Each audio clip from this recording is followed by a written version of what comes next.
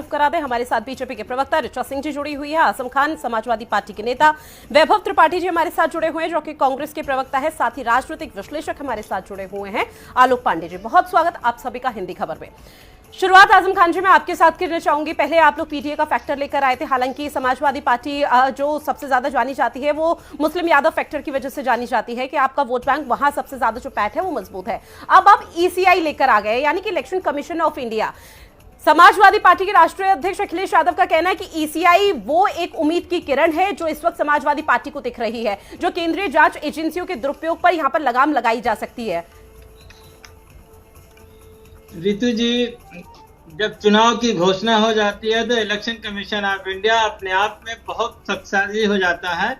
ये टीएन शेषन ने 1992-91 में दिखा दिया था कि चुनाव आयुक्त होता क्या है। इसलिए हमारे राष्ट्रीय अध्यक्ष जी ने आज ये कहा है कि जो इस टाइम केंद्रीय सरकार एजेंसियों का दुरुपयोग कर रही है, चाहे वो ईडी हो, सीबीआई हो, इनकम टैक्स हो, ईडी के मसले आप दिन ब दिन देख रही हो, चाहे आम आदमी पार्टी के साथ हो, चाहे झारखंड के मुख्यमंत्री केजरीवाल के साथ हो, या विपक्ष के जितने नेता हैं, ये तो कहा नहीं जा सकता कि 100% विपक्ष के ही नेता करप्टेड है और जो सत्ता पक्ष के किसी भी नेता पे कोई आंच नहीं है। और विपक्ष के जिस भी नेता पे आंच है, अगर वो भाजपा में चला जाता है तो वो बिल्कुल साफ सुथरा हो जाता है। तो ये अपने आप में विषय है और हमारे राष्ट्रीय अध्यक्ष माननीय अखिलेश यादव जी को इस बात पे भरोसा है कि चुनाव आयोग अपनी शक्तियों को पहचानेगा और चुनाव को निष्पक्ष कराएगा। निष्पक्ष चुनाव लोकतंत्र की एक मर्यादा होती है। जी ठीक है, इसी सवाल के साथ आपके पास रुक करूंगी, लेकिन वैभव त्रिपाठी जो आपका रिएक्शन इस पूरे मामले पर, क्योंकि देखिए एक तरफ पीडीए है, एक तरफ पीडीएम है, फिर यहाँ पर पहले पीडीए के फैक्टर लेके जो समाजवादी पार्टी चल रही थी, उसके बाद ये ईसीआई का एक नया राग अलापती हुई नजर आ रही है। क्या आपको भी लगता है कि अगर केंद्रीय जांच एजेंसियां वाकई में दुरुपयोग कर रही है विपक्षी नेताओं पर, पार्टियों पर, तो क्या किसी तरह से चुनाव आयोग लगाम लगा सकता है? देखिए, चुनाव आयोग ही सर्वोपरि है इस चुनाव में और चुनाव आयोग से ही उम्मीदें, क्योंकि मुख्य चुनाव आयुक्त जी ने जो बात कही थी कि लेवल प्लेइंग फील्ड, लेकिन क्या हो रहा है? इनकम टैक्स कांग्रेस के खाते सीज कर रहा है। आज जब डर लगा, ये लगा कि सुप्रीम कोर्ट डंडा चला देगा, तो इनकम टैक्स ने हथियार डाल दिया और उन्होंने कहा कि जून तक हम कुछ इसमें नहीं करेंगे। तो जो स्थितियां हैं, केंद्रीय एजेंसियों का दुरुपयोग तो भाजपा हमेशा से करती आ रही है, 10 साल से करती आ रही है और भाजपा झूठे आरोप लगाती है। अब एक और तमाचा लग गया है भाजपा के लोगों को, जो प्रफुल्ल पटेल को ये कहते थे भ्रष्टाचारी, डॉक्टर मनमोहन सिंह जी के ऊपर आरोप लगाते थे। आज सीबीआई ने क्लोजर रिपोर्ट जब दे दी तो प्रफुल्ल पटेल से माफी मांगे, मनमोहन सिंह जी से माफी मांगे। ये सब राजनीतिक सवाल है। मामला आपकी रिपोर्ट में देख रहा था, उसमें यह था कि नहीं विपक्ष भूल गया हूं, नहीं, जो जनता के मुद्दे हैं वो सत्ता पक्ष एनडीए और भाजपा भूल गई है, मोदी जी भूल गए हैं, जो कि सिर्फ और सिर्फ झूठ बोल रहे हैं। विपक्ष महंगाई, बेरोजगारी, नारियों पर अत्याचार, प्रचंड बेरोजगारी है उसकी बात कर रहा, किसानों की आत्महत्या पे बात कर रहा, किसानों के एमएसपी की गारंटी की बात कर रहा। विपक्ष ही है, जो इंडिया है वही जनता के मूल मुद्दों की बात कर रहा है, बाकी सारे लोग गलत। एक बात आपने और कही कि पीडीएम, मैं आपको बता दूं कि ओवैसी साहब बी टीम के अलावा कुछ नहीं है बीजेपी के, इस वजह से कि जिस ओवैसी साहब का जो गृह राज्य है तेलंगाना में, वो एक सीट पर लड़ते और यूपी और बिहार में बिखराव करने के लिए वो यहाँ ज्यादा उम्मीदवार उतारेंगे। सवाल बड़ा ये है कि जिस वोटों के बिखराव से मोदी की सरकार बनती है और ये अहंकार में चूर हैं और ये कहते कहीं नहीं है महंगाई और बेरोजगारी, तो जनता उस बिखराव को रोकने के लिए तैयार है। क्या वाकई में बी टीम है वो तो आने वाला वक्त बताएगा, क्योंकि हमारे साथ अब से कुछ ही देर बाद एआईएमआईएम के भी जो प्रवक्ता है वो जुड़ते हुए नजर आएंगे। ऋचा सिंह जी, मैं आपका रुख करते हुए, क्योंकि देखिए अगर चुनाव आयोग ने एक बड़ा एक्शन ले लिया वाकई, जिस तरह से समाजवादी पार्टी और कांग्रेस उम्मीद लगातार जता रही है, तो आप लोगों को तो मुश्किल हो जाएगी फिर। ऋतु जी, जब चुनाव घोषित हो चुके हैं, नामांकन शुरू हो चुके हैं, तो ऐसे में चुनाव लड़ने के स्थान पर एसी कमरे से बैठ के ट्विटर चलाने वाले नेता शॉर्ट फॉर्म के माध्यम से अंताक्षरी खेलना चाहते हैं। वो ईसीआई का कभी कुछ मतलब बताते हैं तो कभी कुछ मतलब बताते हैं, जो आपको भी स्पष्ट रूप से मालूम है। देखिए, मैं आपसे स्पष्ट रूप से कहना चाहती हूँ कि चुनाव के समय ईसीआई का काम है देश की व्यवस्था को बनाए रखना, और उसके ऊपर भरोसा होना चाहिए सभी पार्टीज को, हमको भी है और देश के विपक्षी दलों को भी होना चाहिए। लेकिन सवाल इस बात का है कि जिससे आज आप गुहार लगा रहे हैं, आपको पता है कि जब ये चुनाव हार जाएंगे तो ये उसी ईसीआई के ऊपर सवाल उठा देंगे। अब ये चुनाव हार जाएंगे तो ईवीएम के ऊपर सवाल उठाने लगेंगे। जब इनकी सरकार बन जाती है उसी ईवीएम से, तब ईवीएम ठीक होती है, तब ईसीआई ठीक से काम कर रहा होता है। लेकिन जब इनकी सरकार नहीं बन रही होती है तो ये ईसीआई पर सवाल उठाने लगते हैं। देखिए, मैं आपसे स्पष्ट रूप से कहना चाहती हूँ कि समाजवादी पार्टी और कांग्रेस को अच्छी तरीके से पता है कि वो इस आम चुनाव में 2024 के कहीं पर भी धरातल में नहीं है और कहीं पर भी भारतीय जनता पार्टी के साथ फाइट में नहीं है। उत्तर प्रदेश में ये 80 में से 80 सीटें हारने जा रहे हैं, इसीलिए ये रोज एक नया शगुफा छोड़कर अंताक्षरी खेलने के माध्यम से जनता को कंफ्यूज करना चाहते हैं। देखिए, आपने ईडी की बात की, सीबीआई की बात की, तो मैं एक बात और कहना चाहती हूँ रितु जी, इनको इस देश की संस्थाओं पर भरोसा होना चाहिए। इस देश की संस्थाओं का काम है, ईडी का काम है, सीबीआई का काम है, अगर किसी पे आरोप लगे हैं तो उसकी जांच करना, सबूतों को इकट्ठा करना, और जेल भेजने का काम न्यायालय करता है। जेल भेजने का काम न्यायालय, अदालत का काम है। जेल से जमानत देने का काम अदालत का है, रिमांड देने का काम अदालत का है। कम से कम ठीक है मैम, 2022 के विधानसभा चुनाव और लोकसभा के जब उपचुनाव हुए तो उस दौरान देखा था इनका किस तरह से भरोसा यहाँ पर जताते हुए नजर आए थे। लौटूंगी वैभव जी, मैं आपके पास लौटूंगी सर, मैं आपके पास एक बार ओपनिंग रिमार्क आलोक पांडे जी से मैं ले लूं। सर, लौट रही हूँ आपके पास। आलोक पांडे जी, क्या वाकई में एक नया शगुफा यहाँ पर समाजवादी पार्टी ने ईसीआई के जरिए छोड़ा है? देखिए, मेरा अपना मानना है विपक्ष में रहकर के जो कॉन्स्टिट्यूशनल बॉडीज हैं उन पर हमला करने से बचना चाहिए। जनता कम भरोसा करती है। कांग्रेस के समय में सीबीआई को सुप्रीम कोर्ट ने तोता कहा था पिंजरे में बंद, तो क्या इसका मतलब है कि उस समय भी तो दुरुपयोग कर रही थी पार्टी कांग्रेस, और सब लोग सत्ता में थे। मुलायम सिंह जी भी एक समय रक्षा मंत्री थे और सत्ता में थे। तो जो भी सत्तारूढ़ दल है, विपक्ष उसको कहीं न कहीं पर कुछ न कुछ इन कॉन्स्टिट्यूशनल बॉडीज पर हमला करता है। लेकिन जब सर्वोच्च न्यायालय ने तोता कहा था तो बात ठीक आती है। लेकिन इस समय जिस तरह से इलेक्शन कमीशन ऑफ इंडिया को छोड़ दो, ईडी सीबीआई को तो आप कह ही रहे थे। इलेक्शन कमीशन का काम ईडी और सीबीआई को कंट्रोल करना नहीं है, जहां तक मेरी जानकारी है। इलेक्शन कमीशन का काम जो है कोड ऑफ कंडक्ट। ठीक है, आलोक पांडे जी का फिलहाल शायद नेटवर्क इशू हो गया है, ऐसे में लौटूंगी मैं आपके पास। लेकिन उससे पहले समाजवादी पार्टी का एक और रिएक्शन यहां पर लेना चाहेंगे। आजम खान लगातार हमारे साथ जुड़े हुए। आजम जी, चूंकि आपने कहा कि चुनाव आयोग की जो शक्ति है उस पर समाजवादी पार्टी को भरोसा है, लेकिन सर अगर 2022 के विधानसभा चुनाव और जब लोकसभा उपचुनाव हुए थे उसे याद किया जाए तो समाजवादी पार्टी के राष्ट्रीय अध्यक्ष का ही बयान एक सामने आया था जो कि सबसे ज्यादा हाईलाइट हुआ था, जिसमें अखिलेश यादव की तरफ से यह कहा गया था कि जो इन चुनावों में हार हुई है समाजवादी पार्टी की, वो बेईमानी चुनाव आयोग की वजह से हुई है। पूरी तरह से ठीकरा वहां पर फोड़ दिया था। लेकिन आज कैसे भरोसा ये पैदा हो रहा है आप लोगों का? नहीं, उस टाइम के जो बयान थे उस टाइम के परिप्रेक्ष्य में थे। उस टाइम सरकार, देखिए 2022 में चुनाव, यहाँ जब उत्तर प्रदेश में चुनाव हुए थे तो भाजपा की सरकार थी, मशीनरी कंट्रोल्ड बाय भाजपा थी, ना कि चुनाव आयोग की कंट्रोल।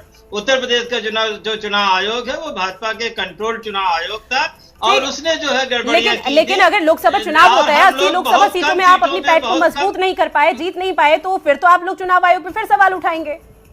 नहीं, सवाल ये नहीं है, सवाल तो उठेंगे तभी उठेंगे जब वो ऐसा काम करेंगे। जैसे मतलब समाजवादी पार्टी अगर हारती है तो सवाल तब उठेंगे, और समाजवादी पार्टी जीती है तो सवाल नहीं उठेगा।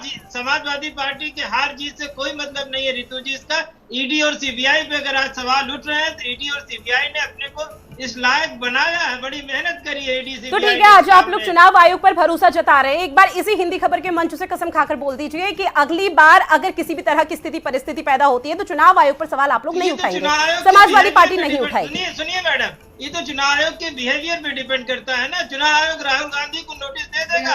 तो सर 2022 में क्या हो गया? 2022 में क्या हो गया? आप ये बताइए, 2022 में जब विधानसभा चुनाव हुए थे उस दौरान क्या हो गया? हार की पूरी बेईमानी जिम्मेदारी आप यहाँ पर इलेक्शन कमीशन को दे देंगे? राहुल गांधी को कल के भाषण के लिए नोटिस दे देता है, और किसी समाजवादी पार्टी का परसेप्शन रखिए, राहुल गांधी को क्या नोटिस दिया क्या नहीं दिया उसका मैं वैभव त्रिपाठी जी से जवाब लूंगी। वो नहीं देता। नहीं, मैं ये नहीं कर रहा, मैं सिर्फ एग्जाम्पल दे रहा हूँ चुनाव आयोग कल के रामलीला मैदान की रैली में राहुल गांधी के भाषण पे नोटिस दे देता, और जब हम लोग भाजपा के नेताओं के भाषण की कंप्लेन करते हैं, सर आप अखिलेश यादव का जिक्र कीजिए। अखिलेश यादव को कल तक जिस चुनाव आयोग पर भरोसा नहीं था, आज उसी चुनाव आयोग पर भरोसा जता रहे हैं। अभी आपके यहाँ पर स्टैंड, हर सिक्के के दो पहलू और दोनों पहलू आपके नजर आ रहे हैं इस वक्त। बिल्कुल, माननीय राष्ट्रीय अध्यक्ष अखिलेश यादव जी की पूरी उम्मीद है कि चुनाव आयोग निष्पक्षता से काम करेगा। अब ये जिम्मेदारी चुनाव आयोग की है कि वो निष्पक्ष ढंग से, मतलब ये ठीक उसी तरह से हो गया, अगर कहीं भी विपक्षी पार्टी हार जाती है तो सीधा यहाँ पर जो आरोप है वो ईवीएम पर उठा दिया जाएगा कि भैया ईवीएम खराब है, बैलेट पेपर से चुनाव होने चाहिए। वही सब आप यहाँ कर रहे हैं। त्रिपाठी जी आपका रिएक्शन इसी पर, क्योंकि देखिए सवाल भाजपा खुद ही उठाती रही। 2014 से पहले भाजपा के नेताओं के तमाम बयान आप, और 2014 के बाद आप लोगों ने उठाने शुरू कर दिए। 2014 के बाद आप लोगों ने, आपने भी तो वही रागल आपने शुरू किया, आपने भी तो वही रागल आपने शुरू किया। वैभव त्रिपाठी जी, आजम खान जी ठीक है, आजम खान जी ठीक है, वैभव त्रिपाठी जी आपका रुख करते हुए, क्या इन्हीं सब मुद्दों में उलझे रहेंगे आप? बेरोजगारी, महंगाई, ये तमाम जो मुद्दे उठाते कहाँ है सर? धरातल पर तो कुछ नहीं नजर आ रहा। देखिए, हम जनता के उसी महंगाई, बेरोजगारी और किसानों की समस्याओं पे बात कर रहे हैं, और पूरा इंडिया गठबंधन उसी पे बात कर रहा है। आप बहस ही कुछ अन्य मुद्दे पर कौन लेके बहस अन्य मुद्दे पर? आप लोग बोल रहे हैं इंडिया गठबंधन उस मुद्दे पर बात कर रहा है। अभी आप लोगों के में सबसे हाईलाइट मुद्दा क्या? अरविंद केजरीवाल की गिरफ्तारी, केंद्रीय जांच एजेंसी दुरुपयोग कर रही है, इसमें जनहित के मुद्दे कहाँ हैं? आप ये बताइए बस। आपको क्या लग रहा है कि अगर इंडिया गठबंधन की एक रैली रामलीला मैदान में हुई तो क्या पूरे देश के जो इंडिया गठबंधन के घटक दल हैं, कार्यकर्ता हैं, वो काम नहीं कर रहे हैं? वो अपने क्षेत्रों में काम कर रहे हैं, और वो जो प्रोटेस्ट है वो हमारी आवाज को इको आ रहा ठीक है। मैं आपको बता रहा हूँ, ऋचा जी ने कहा कि भ्रष्टाचार, बहन ऐसा है कि नरेंद्र सिंह तोमर जो केंद्रीय कृषि मंत्री थे उस समय, उनके बेटे का एक वीडियो वायरल हुआ। नहीं सर, मुद्दे को डाइवर्ट मत कीजिए, अभी जिस टॉपिक पे बात हो रही है उसी टॉपिक पर बात कीजिए। आप अपने सहयोगी दलों का जिक्र कर रहे हैं कि घटक दल जो है वो दूसरे पहलुओं पर काम कर रहे हैं। किस पहलू पर काम कर रहे हैं? अखिलेश यादव का जिक्र किया जाए, उन्होंने पीडीए एक फैक्टर बना दिया है। पीडीए में आपको ए की फुल फॉर्म पता है? ओवैसी तो यहाँ पर सवाल उठा रहे लगातार, ए से ना समझ में आ रहा है कि अगड़ा है या फिर अल्पसंख्यक है, कौन है ए में? सामान्य वर्ग तो वर्ग के लोगों को आपने जगह नहीं दी है उस मुद्दे पर। सब है 80% जनता हमारे साथ है। आप जो बात कह रहे हैं ना, आप इस बात को समझिए, हम उनकी बात कर रहे हैं। भाजपा के किसी भी नेता के ऊपर जो भी आरोप लगा है, एक जांच नहीं करा रही वह सरकार। ये जो है सरकार के भ्रष्टाचार छिपाने की टैक्टिस है। दूसरी बात आप कह रहे हैं कि हम काम नहीं कर रहे, हम गांव-गांव जा रहे हैं, हम क्षेत्रों में अपना प्रचार कर रहे हैं, हम महंगाई, बेरोजगारी को उठा रहे हैं। सवाल सीधा सा ये है, आलोक जी अभी कह रहे थे कि नहीं सीबीआई को तो सर आपको पता है उत्तर प्रदेश में एक और फैक्टर यहाँ पर पैदा हो चुका है, पीडीएम नाम दिया गया है। पीडीएम पे भारी पड़ेगा, ये बखूबी आप भी समझते होंगे। बिल्कुल नहीं पड़ेगा, मैं आपको बता दे रहा हूँ। 22 में भी ओवैसी साहब लड़े थे। जिस ओवैसी को जहां उनका मुख्य कार्यालय है गोसा महल, वहां सीट नहीं लड़ पाते हैं, गोसा महल राजा सिंह भाजपा के लिए छोड़ देते हैं, तो ये बीजेपी के एजेंट नहीं है तो क्या है? नहीं, ठीक है। पंडित मनमोहन झा जी हमारे साथ जुड़ गए हैं, जो कि एमआईएम के नेता है। सर बहुत स्वागत करते हैं हिंदी खबर में आपका। जो कि आपने दोनों ही दलों को सुना होगा, समाजवादी पार्टी और कांग्रेस का ये कहना कि चाहे आप पीडीएम लेकर आए या किसी भी फैक्टर को लेकर आए, पल्लवी पटेल या किसी के साथ भी हाथ मिला ले, किसी भी तरह का फर्क ना इंडिया गठबंधन को पड़ेगा ना समाजवादी पार्टी के पीडीए फैक्टर को पड़ेगा। सबसे पहले तो आपका आभार व्यक्त करता हूँ कि आपने समय दिया, और दूसरा जहाँ तक समाजवादी पार्टी की पीडीए और इंडिया गठबंधन वालों की बात है, तो ये अहंकारी तो है ही, ये घमंडी तो है ही। और जिस उत्तर प्रदेश की आवाम ने, दलित, पिछड़े, मुस्लिम वर्ग के लोगों ने इनको 2022 में वोट देने का काम किया, उनके साथ इन्होंने खेला खेलने का काम किया है। और आज उत्तर प्रदेश की आवाम की आवाज बन गई है पीडीएम, पिछड़ा, दलित, मुस्लिम न्याय मोर्चा। इससे ये घबराए हुए हैं। इनका जो है ना बुद्धि काम करना बंद।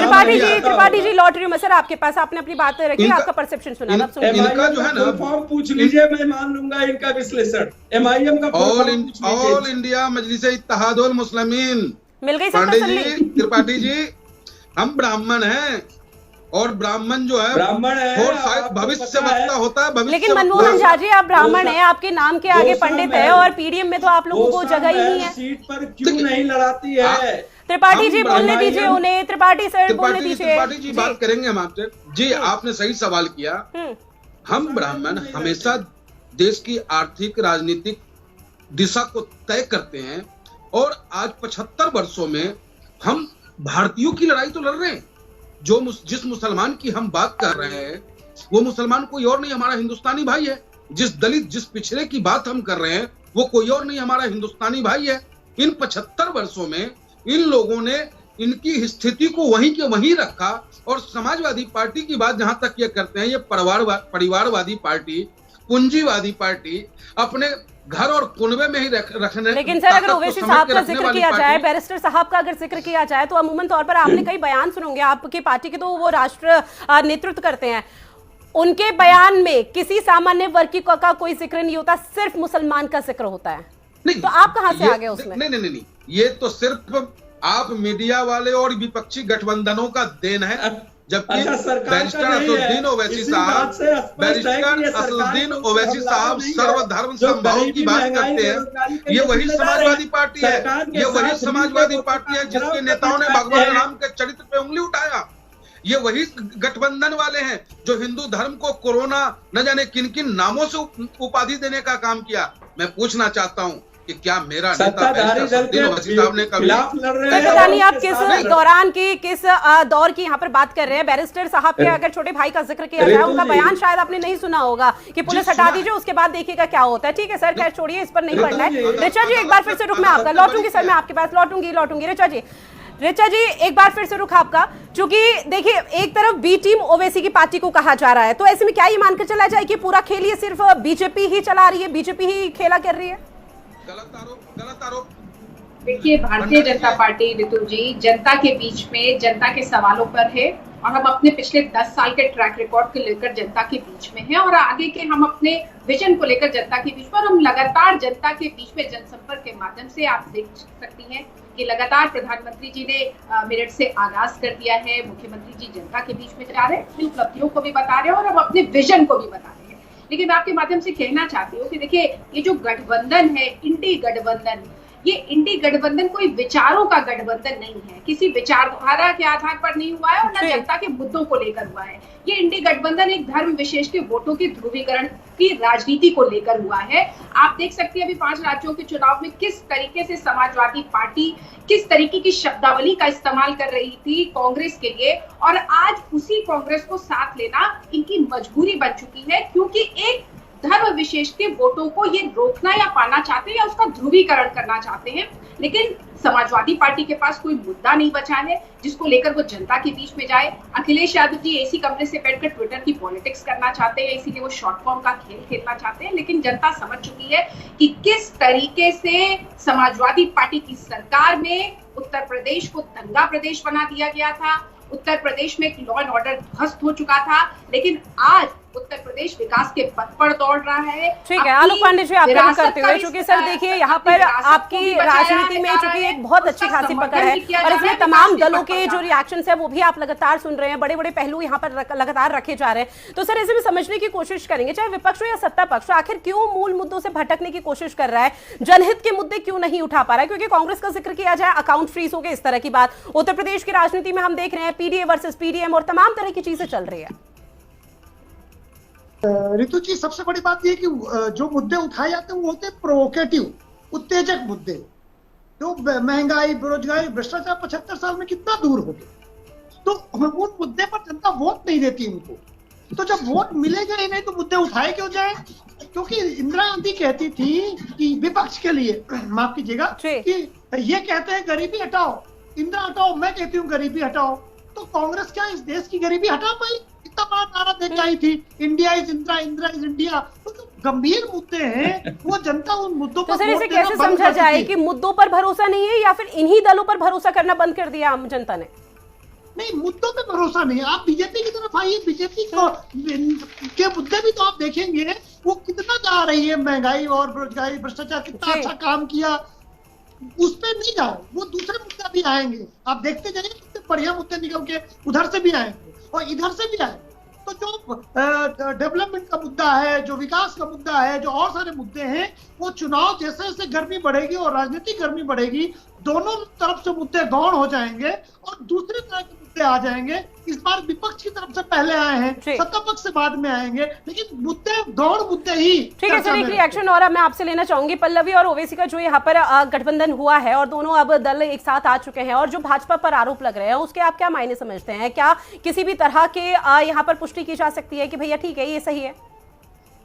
पल्लवी को तो मैं मानता हूं कि राजनीतिक रूप से समाजवादी पार्टी की बैसाखी में सरवाइव कर पाई, अपने आप को उन्होंने अभी कभी सिद्ध नहीं कर पाए, तो उन्हें सिद्ध करना बाकी है। तो पीडीएम को तो मैं बहुत ज्यादा वजन देता नहीं। लड़ाई पीडीएम वर्सेस तब भी एनडीए मान सकते हैं या इंडिया गठबंधन वर्सेस एनडीए मान सकते हैं। पीडीएम तो एक शगुफा है। पल्लवी जी अपने आप को राजनीतिक रूप से सक्रिय दिखाने के लिए वो अपना एक पीडीएम लेकर के आए। बिल्कुल सर, और ये सवाल इसलिए पूछा गया क्योंकि यहाँ पर चुनाव जिताने के लिए तो छोड़िए, आप बखूबी समझते भी होंगे और जानते भी होंगे कि चुनाव हराने तक के पैसे लिए जाते थे। बिल्कुल, और मुझे नहीं पता कि पीडीएम क्या करेगा, लेकिन पीडीएम जरूर पहुंचाएगा इंडिया गठबंधन को। ठीक है, पहले मैं मनमोहन झा जी आपका रिएक्शन लेना चाहूंगी, क्योंकि देखिए ओवैसी की पार्टी को लगातार ये कहा जा रहा है कि वो बीजेपी की बी टीम के तौर पर काम कर रही है और उत्तर प्रदेश में भी वही तस्वीरें सामने आएंगी। मैं आपके माध्यम से उत्तर प्रदेश की जनता से कहना चाहूंगा कि ये जो पीडीएम बना है, पिछड़ा दलित मुस्लिम न्याय मोर्चा, ये उत्तर प्रदेश की आवाम के हित में बना है। उत्तर प्रदेश के वो कमजोर लोग, वो हमारे कमजोर हिंदू भाई जिन पे भारतीय जनता पार्टी के लोग तानाशाही करने का काम करते हैं, वो कमजोर लोग जिन पे सरकार और सरकार की मशीनरी उन पे तानाशाही करने का काम करता है, उन लोगों की आवाज बनने आए हैं जिन लोगों को ये समाजवादी पार्टी पीडीए के नाम पर। लेकिन ये आवाज आप लोगों को उठानी थी, आप लोगों की पार्टी को उठानी थी। क्या हैदराबाद में याद नहीं आई? अब अखिलेश यादव पीडीए का फैक्टर लेकर आ गए तो आप लोग पीडीएम लेकर आ गए। निरंतर उत्तर प्रदेश की सरजमी पे ऑल इंडिया मजलिस इत्तेहादुल मुस्लिमीन कमजोरों की आवाज बनती रही है। खैर, आपका कैमरा हम तक नहीं पहुंचा, अगर आप अपना नंबर हमें दें तो मैं आपको अब इस गाजियाबाद में उत्तर प्रदेश शासन नहीं सर, मुझे जरूरत नहीं है। कोशिश ये रहेगी उत्तर प्रदेश में, क्योंकि ओवैसी की किस तरह की पकड़ है या आप लोगों की पार्टी कितनी मजबूत है वो दिख रहा है उत्तर प्रदेश में। एक सेकंड जी, मैं ये कहना चाहता हूँ 2022 में हम चुनाव लड़े, ठीक है, हमें 0.5% वोट मिला, लेकिन वही जब नगर निगम का चुनाव हम लड़ते हैं, वही उत्तर प्रदेश की आवाम हमें 5 चेयरमैन 100 पार्षद सभासद देने का काम करती है। और विश्वास आपको दिलाता हूं कि आने वाले 2024 लोकसभा चुनाव में मजबूत विपक्ष, बिल्कुल बेशक से परसेंटेज बेहद कम रहा हो, लेकिन लगातार आरोप तो आप लोगों की पार्टी पे यही लग रहे हैं ना कि आप लोग बीजेपी के बीच टीम के तौर पे काम कर रहे हैं। लोग कहेंगे लोगों का काम है कहना इन लुटेरों का। ठीक है त्रिपाठी जी, कुछ तो लोग कहेंगे लोगों का काम है कहना, जवाब दीजिए सर। हमको कुछ नहीं कहना है। देखिए, हमने ये जो आरोप लगाए हैं वो मतलब आधारहीन आरोप नहीं है जी। तेलंगाना में एक सीट पर लड़ते हैं ओवैसी साहब, घबरा गए हैं इसमें घूम। त्रिपाठी जी आप घबरा गए, घबरा गए। झा जी, मैं हाथ जोड़ के आपको आपके नहीं, आप बड़े भाई हैं, आप बड़े भाई हैं, मैं आपको प्रणाम करता हूं। मैं हाथ जोड़ रहा हूं। ऐसा है, और गोसा महल जहां ओवैसी साहब का मुख्य कार्यालय है, उस क्षेत्र में भाजपा के राजा सिंह के सामने सरेंडर करते हैं ओवैसी साहब। वहां कभी भी अपना कैंडिडेट विधानसभा में नहीं उतारते। क्या चक्कर है? ये रिश्ता क्या कहलाता है? बात अभी जो कह रहे, अरे भाई साहब प्लीज इनको चुप कराइए। ये झा जी प्लीज अपने टाइम में बोलिएगा। ठीक है, बोलिए। महंगाई, बेरोजगारी, एक तरफ झा साहब जो है वो सत्ता के खिलाफ नहीं बोल पाते हैं और विपक्ष के गठबंधन इंडिया के खिलाफ बोलते हैं। ये अपने आप में प्रदर्शित करता है कि ये किसके साथ है। बहन ऋचा जी जो कह रही थी महंगाई बेरोजगारी पे एक शब्द नहीं बोलने वाले प्रधानमंत्री 400 का सिलेंडर 1200 तक पहुंचा दिया, 70 का पेट्रोल 100 तक पहुंचा दिया, देश पे कर्ज 2 लाख करोड़ हो गया, उस पर कुछ नहीं बोल रहे प्रधानमंत्री। हालांकि सर देखिए, आज ठीक है ओवैसी की पार्टी को आप बी टीम यहाँ पर करार करें, लेकिन एक समय वो भी था, आपको बखूबी ध्यान होगा, जब आप आम आदमी पार्टी को भी यहाँ पर बी टीम करार करते थे और आज आप वही आपके सहयोगी दल है। देखिए, जनता समाजवादी दोनों एक है, दोनों भाई है, चोर मोतेरा भाई है। ठीक है मनमोहन झा जी, वैभव त्रिपाठी की बात। ऐसा है, जनता के जो वोट बिखराव था उसी से मोदी जी सत्ता में 2 बार से आ रहे हैं। जनता का ये जनभावना है कि वोटों का बिखराव नहीं होने देंगे और वोटों का बिखराव रोकने के लिए इंडिया गठबंधन बना है और जनता इस बार सभी बी टीम, सी टीम, डी टीम को ठीक है। त्रिपाठी जी आपने ठीक है सर आपने कई महत्वपूर्ण बातों का जिक्र किया, आपकी बातों से पूरी तरह से सहमत। लेकिन एक यहाँ पर जिस जन भावना और जनता का आप जिक्र कर रहे हैं, अमेठी रायबरेली का भी जिक्र कीजिए, क्योंकि ये कांग्रेस की तरफ से स्टार प्रचारकों की सूची यहाँ पर जारी की जा रही है, लेकिन अमेठी रायबरेली का कोई जिक्र नहीं, कोई नामो निशान फिलहाल नजर नहीं आ रहा। क्यों? जब हमको डिक्लेयर करना होगा हम डिक्लेयर करेंगे। ऐसा तो नहीं है ना कि हम अमेठी रायबरेली नहीं लड़ रहे हैं चुनाव, हम चुनाव लड़ेंगे, वो हमारा निर्णय होगा। इसके लिए बेचैनी किस बात की है? और मैं आपको बता रहा हूँ कि किसानों के हित में, युवाओं के हित में, महिलाओं के हित में जो काम और वादे हम कर रहे हैं, तो सर जो स्टार प्रचारकों के ठीक है सर, आप कई दावे वादे कर रहे हैं, आपके मैनिफेस्टो में वो देखने को मिल जाएगा, लेकिन जब स्टार प्रचारकों को क्यों गुमराह करने की कोशिश कर रहे हैं, उनको बताइए ना कहाँ प्रचार प्रसार करना है। बोलते हैं राहुल गांधी सच बोलते हैं, जो राहुल गांधी कहते हैं वो जरूर करते हैं, जो मोदी जी कहते हैं वो कभी नहीं करते हैं। अगर 2 करोड़ ठीक है, ऋचा सिंह जी जवाब दीजिए। होता तो 20 करोड़ लोगों को अब तक रोजगार मिला होता, 100 करोड़ लोगों को 5 किलो राई। आजम खान जी रुक कर रही हूँ, त्रिपाठी जी हो गया, त्रिपाठी जी ठीक है, आजम खान जी लौट रही हूँ, पहले ऋचा सिंह जी आप जवाब दीजिए। देखिए रितु जी, मैं कांग्रेस के प्रवक्ता से कहना चाहती हूँ कि आपकी हालत तो इस समय पूरा देश समझ रहा है। आपकी हालत ये है कि आपके वरिष्ठ नेता, चाहे वो सोनिया गांधी जी हो, चाहे वो राहुल गांधी जी हो, चाहे वो प्रियंका गांधी जी हो, ये चुनाव लड़ने के लिए जनता के बीच में जाने के लिए तैयार नहीं और जनता के मुद्दों पर बातचीत करने के लिए तैयार नहीं है। और वही हालत समाजवादी पार्टी के राष्ट्रीय अध्यक्ष अखिलेश यादव, मुझे अपनी बात पूरी कर लेनी दीजिए, मैंने आपकी बात सुनी थी। वही हालत समाजवादी पार्टी के राष्ट्रीय अध्यक्ष की भी है। अखिलेश यादव जी की हिम्मत नहीं पड़ रही है कि वो निकलकर लोकसभा चुनाव लड़े और जनता के बीच में जाकर बातचीत करें। क्यों? क्योंकि ये पार्टियां फैमिली फर्स्ट को रखती हैं और भारतीय जनता पार्टी के लिए नेशन फर्स्ट है। ये परिवारवाद की राजनीति करती है और भ्रष्टाचारियों को बचाने के लिए, भ्रष्टाचारियों के समर्थन में आप रैली करते हैं, लेकिन एक रैली आप जो है जनता के बीच में जाकर जनता के मुद्दे पर करने के लिए तैयार नहीं है। आप जो है भ्रष्टाचारियों के, आप वही है। वैभव जी अपनी बात मुझे बात पूरी करने दीजिए। वैभव जी आप ही वो लोग हैं जिन्होंने आम आदमी पार्टी और केजरीवाल के ऊपर आरोप लगाए थे और ये कहा था कि केजरीवाल की गिरफ्तारी होनी चाहिए। आज आपकी ऐसी कौन सी मजबूरी है कि उसी केजरीवाल शराब घोटाले के आरोपी के समर्थन में आपको रैली करनी पड़ती है, आपको इकट्ठा होना पड़ता है। एक तरफ आप उनको, अगर सांच को आँच क्या, सच को सामने आने दीजिए, जांच होने दीजिए, केंद्रीय एजेंसियों को जांच करने दीजिए, न्यायालय को अपना काम करने दीजिए। ठीक है, और समाजवादी पार्टी अब वही स्टैंड क्लियर करने की कोशिश कर रही है। आपको जो करना चाहूंगी, देखिए ओवैसी की पार्टी पल्लवी जब एक साथ आए तो पीडीएम का यहाँ पर एक फैक्टर अब यहाँ पर चलाया जा रहा है। ठीक है त्रिपाठी जी ठीक है, ऋचा सिंह जी, त्रिपाठी जी माफी के साथ, ठीक है। आजम खान जी आपका रुख करते हुए, पीडीएम के चक्कर में, आप पीडीए के चक्कर में पीडीएम लेकर आ गई ओवैसी की पार्टी। और अगर यहाँ पर ओवैसी का जिक्र किया जाए तो मुख्तार अंसारी के परिजनों से भी मुलाकात की, उन्होंने तो अपने वोट बैंक को मजबूत करने की अपनी जो भी सोच यहाँ पर थी उस हिसाब से वो चल दिए। लेकिन अगर यहाँ पर समाजवादी पार्टी के राष्ट्रीय अध्यक्ष अखिलेश यादव या फिर किसी भी दिग्गज का जिक्र किया जाए तो वो अफजाल अंसारी को टिकट दिया गया, लेकिन कोई उनके परिवार से मिलने नहीं गया, इसके मतलब क्या समझा जाए? पहले तो मैं भाजपा प्रवक्ता जो भ्रष्टाचार की बात करती हैं तो शायद अपनी वॉशिंग मशीन भूल जाती हैं, जिस वॉशिंग मशीन में अजीत पवार जी, आजम खान जी सर जो सवाल पूछे गए प्लीज उसी पर रहिए क्योंकि इतना समय नहीं है कि ठीक है तमाम ऐसे लोग आजम खान जी जो सवाल पूछा गया प्लीज उसी पर रहिए। हो जाते हैं तो कम से कम भाजपा इस लायक नहीं है कि वो भ्रष्टाचार की बात ठीक है। आजम खान जी आपको नहीं लगता कि आप इस तरह, आजम खान जी वॉशिंग मशीन का मुद्दा छोड़ दीजिए सर, उस मुद्दे पर भी चर्चा करेंगे विस्तार से, लेकिन अभी समय की कमी है इसलिए बस इस सवाल का जवाब दीजिए। प्रत्याशी अफजाल अंसारी साहब के राष्ट्रीय अध्यक्ष की बातचीत हुई है, उन्होंने कहा कि भाई साहब जब मैं आपको बताऊंगा तो आप आइएगा, अभी बहुत भीड़ चल रही है इसलिए आपसे निवेदन है कि पीड़ितों के पक्ष में तो समाजवादी पार्टी के राष्ट्रीय अध्यक्ष सबसे पहले पहुंच जाते हैं। राष्ट्रीय अध्यक्ष से बातचीत हुई है, उन्होंने अफजाल अंसारी ने अपने प्रेस कॉन्फ्रेंस में खूब कहा और आज उन्होंने खूब प्रेस कॉन्फ्रेंस करी, बड़े बड़े आरोप लगाए हैं भाजपा की वर्तमान सरकार पे। सरकार को चाहिए कि उन आरोपों की न्यायिक जांच अच्छे से करा के उसका जवाब दे।